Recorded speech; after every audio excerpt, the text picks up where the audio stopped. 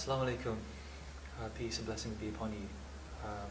I'm here sitting in university in Birmingham, which is a place I've been invited to come and talk to you about how I found Islam and how I embraced the religion of Islam.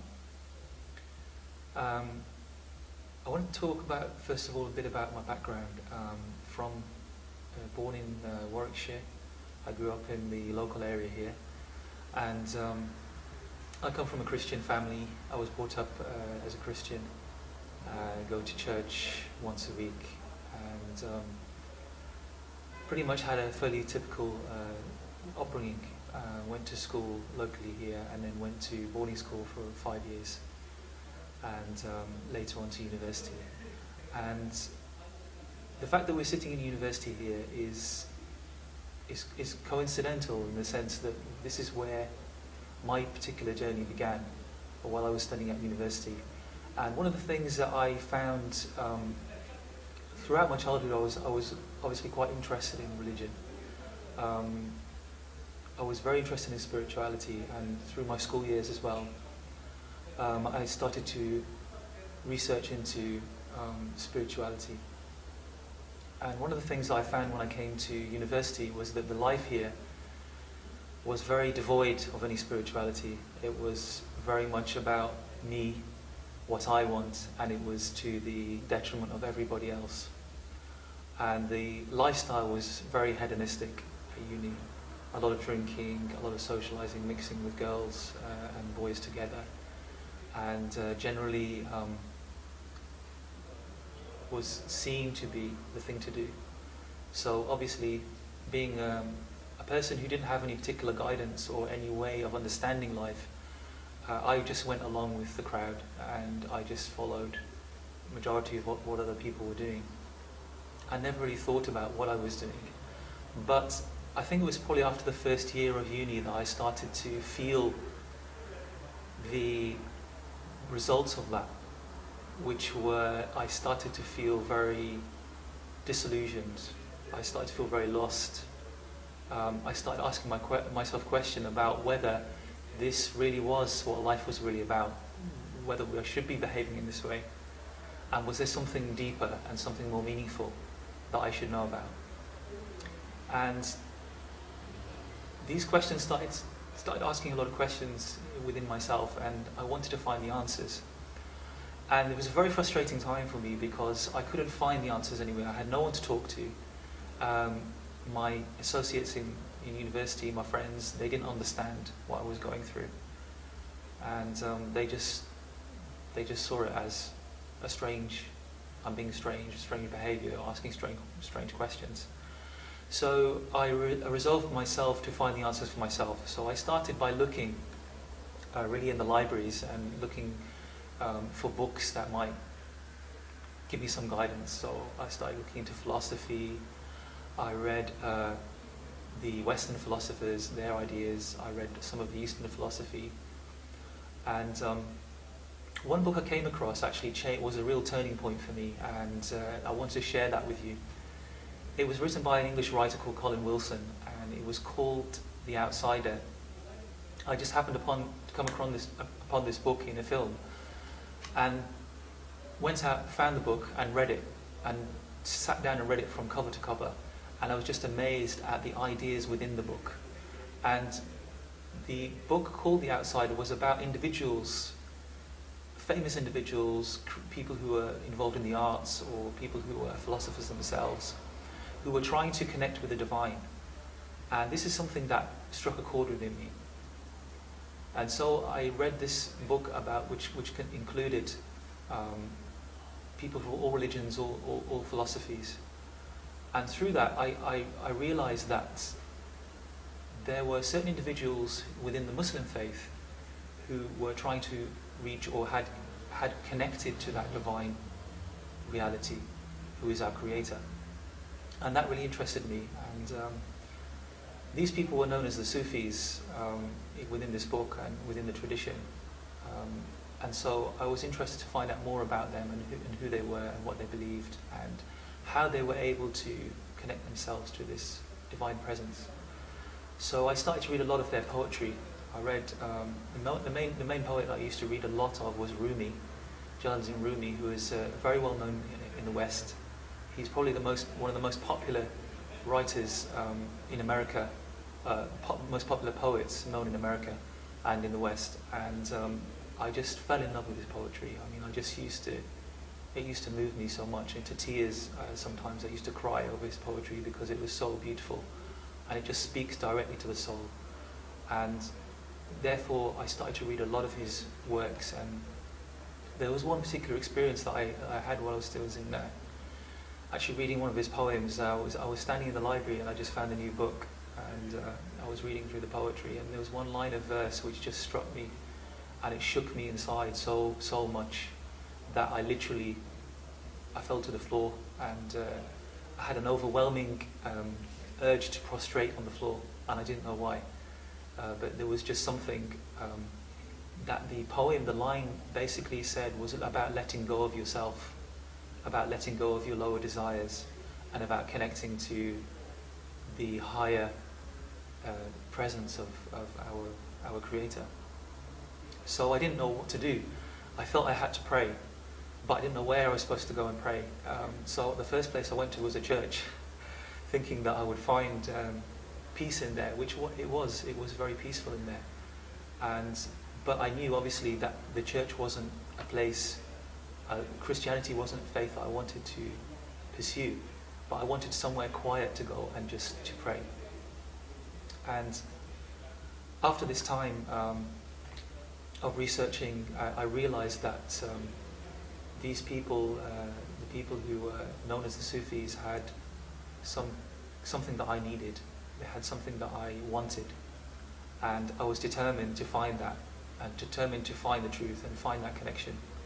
So I sat down with a map and a few books, and I planned a journey. And I decided that I would travel to the Middle East and to actually meet these people and find out more about them, how they lived and who they were. So I had a few addresses, I had a few places of interest. One of the places that really struck me to go to was Konya, because Konya is the birthplace and the burial place of Jalaluddin Rumi. And I was very attracted towards him, obviously, and I felt a connection with him. And therefore I wanted to go and visit his place of birth and see if I could contact anybody who might know about his teachings or who might follow him. And there was other places I wanted to go to. Damascus was another place that I was really interested in and I've read a lot about. There was other famous mystic poets in Damascus. Ibn al-Arabi was one of them who I was very interested in. So I dropped out of uni, unfortunately, to my parents' horror. They tried to obviously talk me around and say, you know, you should carry on with your degree, you should finish your studies, but I felt that there's such an urge within me. I needed to go and do this, and I didn't want to let anything get in my way. So I packed my bags, just a few possessions, a change of clothes, and I moved out of my house at uni, and I sold all of everything that I owned, actually, to get enough money to go on this journey. And I felt that I would find what I was looking for if I made the effort to actually follow my heart, you know. And that's what I was convinced, that if I followed my heart and I followed this aspiration I had to go and meet these people, then I would find the truth. And so with this conviction inside me very, very strong, I set off for Istanbul. When I arrived in Istanbul, I didn't know where to stay. I didn't have any hotel booked, but I knew that I would find somewhere, so I just went around finding a place to stay, and I found a place to stay. And I spent probably 2 or 3 weeks in Istanbul, going around the mosques, looking to talk to people about Islam, trying to find out, trying to be an observer really, more than anything, not necessarily trying to contact people, but just I would go into the mosques and I would sit at the back of the mosque and I would just observe and watch people. And I'd also read in the books that, you know, about what they call dhikr, which is a kind of way of praying. And so I had a tesbih. Actually, what it was, it's a string of beads. And a friend of mine, a very good friend of mine from uni, had been to Greece, and he brought me back these worry beads. And it just happened that at the same time I was reading about the practices of the Sufis and the mystics of Islam, and that they would recite dhikr, that they would recite prayers on their beads. So having this beads with me was quite good, because I used to sit at the back of the mosque and I would say La ilaha illallah. I would say La ilaha illallah over and over, and even I knew what it meant because I'd read it in the book. I didn't really know how to say it, but even just reciting that was just absolutely incredible feeling to me. Not having experiencing any spirituality before, but suddenly I felt my heart was just like elevated. You know, I was being elevated to a different level, and I was just like almost flying. You know, I was walking through the streets of Istanbul reciting this dhikr, La ilaha illallah, in my heart, and I just felt I was flying constantly, and I was just in a state of real closeness to my Creator. Even though I hadn't taken the Shahada, I hadn't accepted the religion, but I just felt, in my heart, I felt I already had at that stage, I think. And I was just looking for a reason, really, a proof for me to say that yes, this is a sign, or this is it. You know, this is what I was looking for. So I think the thing that really was the turning point for me and convinced me that Islam is the true religion was an experience I had through traveling. And I had got a visa from London to go to Syria in transit through Turkey. So after a couple of weeks in Turkey of, you know, seeing the sights and being amongst the people, I decided that we were going to go down to Syria. So I travelled, and I sort of hitchhiked and caught coaches through Turkey. I visited Konya, which is an amazing experience for me, to see where Rumi was buried and where he lived and where he grew up. And that was a very emotional time as well. I remember, and I was also feeling quite lonely because I was on my own travelling.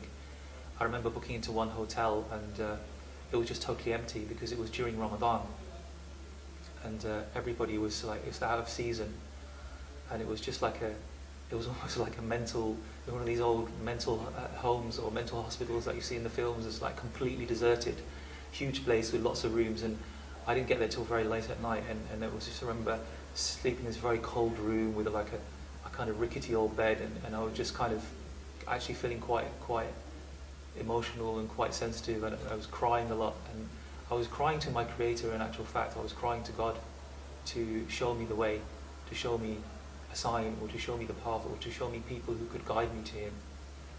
And after I spent a few days in Konya, I decided again to, as I said, to move onto Syria. So I got to the border, and it's a very long journey to get to the border. It takes many hours to get there. And I eventually got there, I think it was in the night, and presented my passport, and there was a problem with my passport. They would not let me through the border.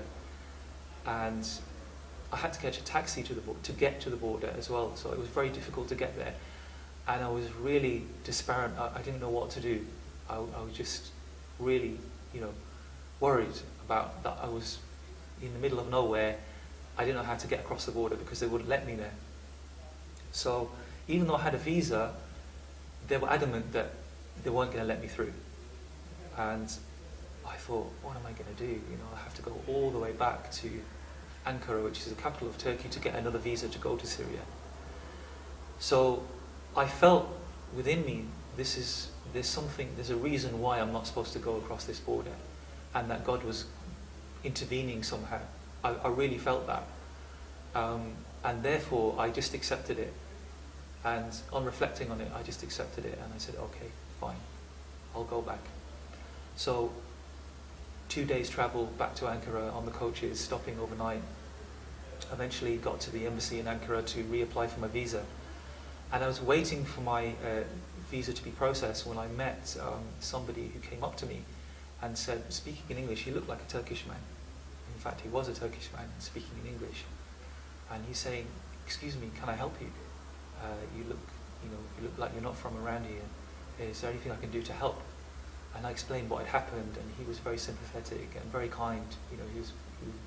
his words were very kind, and he seemed like he really cared about what happened to me, and that really touched me. And I thought, this is a really kind person. And he actually turned around and offered to take me in his car. He said, I live near the border of Syria. I'll drive you 10-hour drive to my home. You can stay overnight in my village, and then I can take you to the border. And I was just like, at first I was quite suspicious, because I thought, in England, when they offer to help you, the first thing you ask is, what does this person want from me? Is there something wrong with him, or is he going to harm me or something? But I just felt that this person was very sincere, and I thought, that's very kind of you, yeah, and I accepted. So we both got in the car and we started to drive, and we drove for maybe 5-6 hours, and stopping along the way we had food, and he bought food for me, and he was just a very, very caring person, a very, very nice person. And as we were driving along the motorway, he started to ask me questions about, why I was in Turkey and what I was doing, and my background and stuff. And we eventually got round to the subject of Islam. Obviously, he was a Muslim, and I think even it was during Ramadan, and he was actually fasting, and he actually bought me food and sat there while I ate my food, and even though he wasn't eating at all. But when he asked me, we started to talk about Islam, and we got into the conversation of, I got into the conversation and I was telling him that I was really interested in poetry, and I was really interested in Rumi. And he turned around to me and he said, do you mean Jalaluddin Rumi? And I said, yeah. And he said, do you know that I am the direct descendant of Jalaluddin Rumi? And he is my great, great, great, great grandfather. And when he said that to me, I just, my heart just like jumped. I just wanted to jump out of my seat. I just couldn't believe what a coincidence this was. In fact, I couldn't believe that it was a coincidence. It had to be.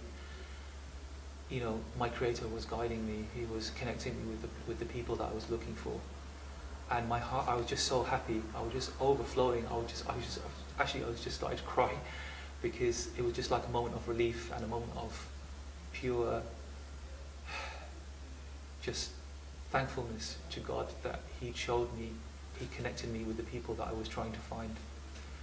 And so I explained to him, why I was really on this journey and who I was trying to find, and that, it was amazing that he was sitting here in front of me, the direct descendant of Rumi, and a person who has followed his teachings and understood his teachings and had read the poems and studied the poems that I was reading, and someone who could connect me with this divine presence that I was looking for. So he took me to his home. I stayed with him for 2 days. He took me around his village, and we got to know each other, very well. And he told me that when I came back to Turkey, I should come and meet his father, because his father was actually the head of the silsila, if you like, or the group of students that followed the teachings of Maulana Rumi.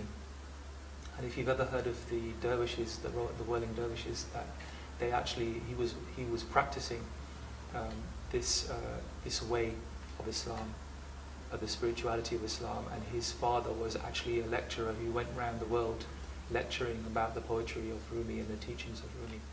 So I was just overcome. I just couldn't believe that I'd found this person, and I definitely took his contact and said, when I'm back in Istanbul, I will come and meet you. So, having got the visa, I decided that I would go on to Damascus, and I spent 2 or 3 weeks in Damascus, again traveling and meeting people and just observing Islam. And when I got back to Turkey, I spent again more time. I met a lot of the shayukh of Konya and of Istanbul through this brother that I'd met. And I was put in touch with a lot of people who were very spiritual people, people who I consider to be very close to their Creator. And I remember visiting one very, very elderly man who lived in the suburbs of Istanbul, and was going down into his basement. and he was called, they called him Dede, which is it's like a term of respect, who was like a sheikh, if you like, or a teacher or a scholar.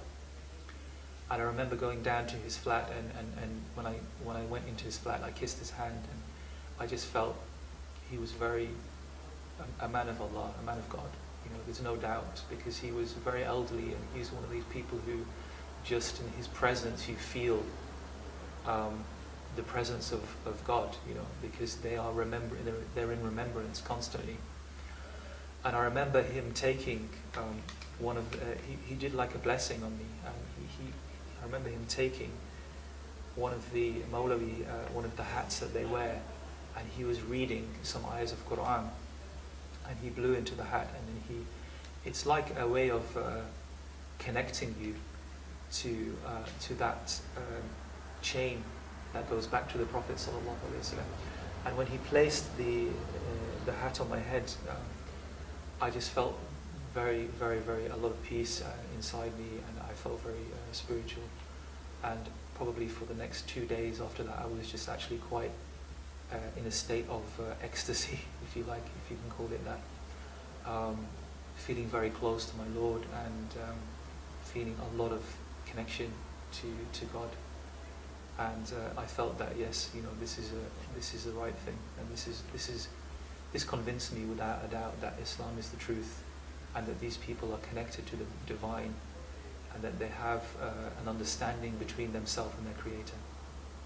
So, having met my friend Farouk, his name is, who drove me to the border in Syria, having met his father in Istanbul, he gave me some contacts in the UK of people who were on the path of spirituality in Islam. And I travelled back to the UK, and I met up with a brother who works in the library, British Library, who's actually in charge of the Oriental manuscripts. MashaAllah, a brother who's very dear to me, because he helped me to guide me to Islam. And he told me of various people and groups within the UK that I could speak to, and you know, good Muslim brothers that I could get advice from. So having connected with these people, I presently took my Shahada in Sheffield, which is, I actually ended up back to the same road that I actually lived on when I was studying at uni. And it happened that there's a mosque on the same road that I never knew was a mosque, because it was actually an old church. And I used to walk past there every day virtually, and I actually took my Shahada in that place, which was an incredible circle, if you like, coming back, a huge circle that I travelled physically, and within myself I went on this huge journey, and I ended up back where I started, which is amazing, because it's kind of a simile to, you know, how we all come from our Creator, and we go back to Him, you know, and this is we go back to our origins from where we came from. So after taking Shahada, I went actually back to Birmingham. I lived with my family there, and I went back to stay with my parents. And obviously my parents were quite shocked with my choice of religion, and they kind of didn't understand it at first. They're very, very good people, and I love them very much. I mean, they're very respectful, and I think it was more of a shock to them, really, because it meant that I kind of, not rejected, but chose a different path to them. And I think every parent wants their child to follow in their own path and their own way. And I understand that, because I have my own children now, and I want my children to follow my religion. But for them, I think it was quite a shock. And I have two sisters as well who, through the time, very, very, very soon after I embraced Islam, I remember at first I used to have to kind of pray in secret, if you like, until I kind of explained to my parents what I was doing, because I was quite nervous about how they would react. And I used to get up very quietly in the middle of the night and try and make wudu, and it was quite funny, because I'd have a kind of bowl of water and take it into my room. And you know, I think my mum actually cottoned onto this after about a couple of months, and she asked me, what were you doing with a bowl of water in your bedroom at like 3, 4 o'clock in the morning? I was actually making wudu, you know. So, and I started to talk to my sisters about Islam as well, and I used to kind of have private conversations in the house with them, and they saw a change in me. They saw a huge change in me, because I never used to, you know, we had the kind of relationship where, you know, we'd sort of pass on the stairs and, you know, sort of make snide remarks at each other, you know, and I had a huge change with my relationship with my sisters. I became very, very close to them, and through the change that they saw within me, they started to look more into Islam, and they actually, alhamdulillah, you know, they embraced Islam about a year after me, and that is such a blessing, you know, to have someone in your own family who's of the same faith. It's such a valuable thing, you know, and a blessing to have. And I actually had to move out of home at that point, because my parents were really upset about that my sisters also became Muslim. They were very, very upset, and they didn't understand. And at that point, I moved out of home, and I lived near the local mosque for a few months, and I moved back home. And I wanted to learn more about my faith. I had a huge urge to gain knowledge of my faith. I wanted to know what the Quran said. I wanted to understand the Quran, and I felt so much peace in my salah and my prayers, and just an amazing time. The first year that you become Muslim, it's just, you know, God lifts a veil from your heart, and it's like a key. You know, when you say the Shahada, when you say La ilaha illallah Muhammad Rasulullah, it's literally like a key that unlocks the mercy, and the mercy starts to flow into your heart, you know. And before I said those words, it was very different. It's almost like my Creator like just lifted a veil off my heart, and I could see things differently. I could see the reality. I could see into things, and to understand things in a depth that I never understood before. And it's almost like that was veiled for me before I became Muslim. And so I wanted to study more. So I actually went to, I spent a couple of years in Damascus in Syria. I went back to the place that I visited as a non-Muslim, which was, again, an amazing experience, you know, to go back to the same places that I went to. And I had an incredible experience out there. Again, Damascus is just an awesome place. It's just so spiritual and so full of people who have so much knowledge, you know, and I really benefited from them. And I also married in Damascus, and I met my wife there, and my wife came back to the UK after 2 years with me, and now we live in Birmingham, and we have alhamdulillah, we have children. We have 4 children, alhamdulillah. One of the messages I would like to, and I hope that, you know, my story has struck a chord with non-Muslims, because I feel it's wrong for me to keep this this message and this faith that I found just to myself. You know, I feel I have a duty to tell others, or to share, not necessarily to go out and preach, but to share with others the experiences that I've had, because I know there are a lot of people out there who are searching for the truth, and I want to give some advice to them. And I want to say that, you know, you should follow your heart, whatever your heart says. And the most important thing is to acknowledge that you do have a Creator, that there is someone who's created you, and who is looking after you, and who's guiding you, and who is feeding you, and who you're going to one day have to go and meet that Creator, because you're going to go back to the place you came from.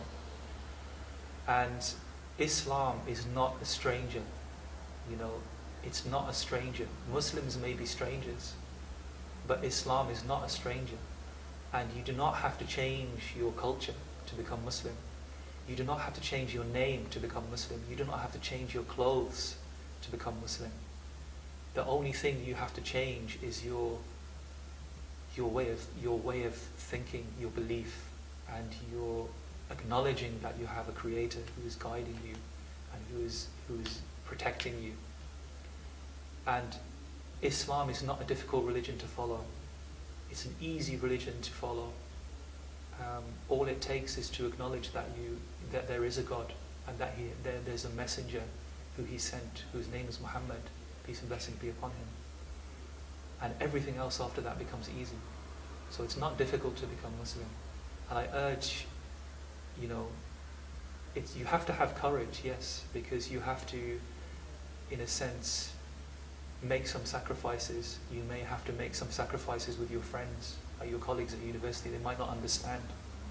You may have to make sacrifices with your family because they may not understand. They may not agree with your choice of lifestyle or your choice of belief.